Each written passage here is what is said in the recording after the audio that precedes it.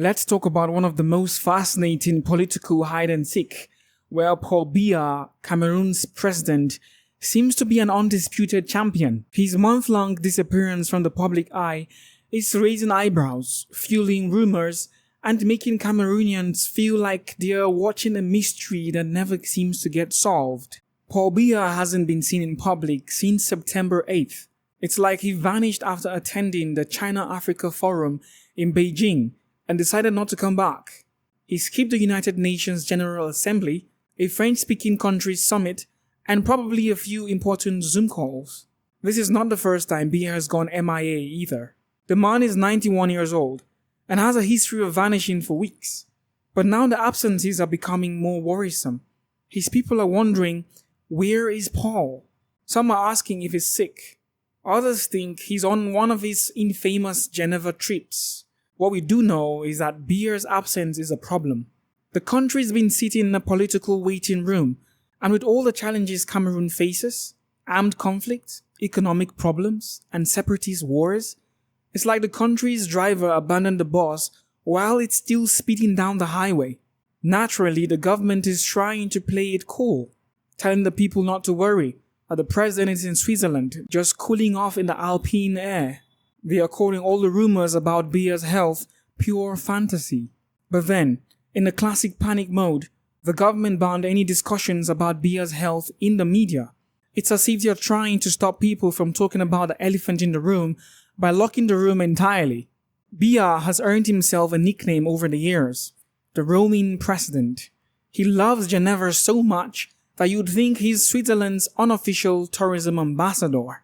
Biya has spent an equivalent of 4.5 years outside Cameroon during his 42-year rule. Let that sink in. 4.5 years in hotels, spas, and luxury stores while his country deals with secessionist wars, Boko Haram, and skyrocketing food prices.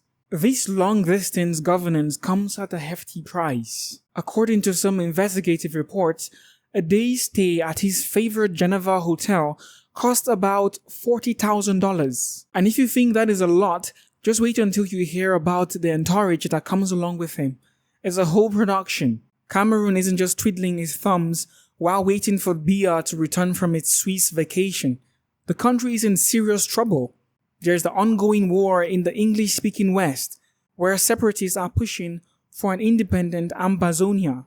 Thousands have died in that conflict, and nearly 1 million people have been displaced. Then there's Boko Haram in the north, which doesn't take a break just because the president does. And to top it off, the economy is struggling, with oil revenues fluctuating like a seesaw and people struggling with joblessness and inflation. It's safe to say that Cameroon needs a present president, not a see you when I see you leader. Now, the more important question is, what happens after Biya?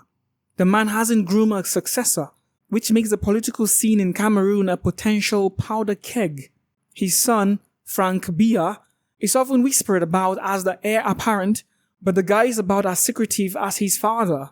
He shows up at random events, doesn't speak to the press, and keeps a low profile. Is he really interested in taking over? Or is he just riding the family name? No one knows for sure. Then there is the Cameroon People's Democratic Movement, Biya's ruling party. They're stuck in a limbo, unsure whether to push for Biya Senior to run again or start preparing for a new phase. The internal power struggles are heating up, and no one can predict what will happen once Biya finally steps aside, or is forced to. As one analyst puts it, Cameroon is an opaque cesspool where even the key players do not know what is going on. It's like a Game of Thrones episode where everyone is scheming, but no one really knows who is going to sit on the Iron Throne. So, let's end with 2 questions. Who's really in charge? And what happens when Biya is finally gone for good?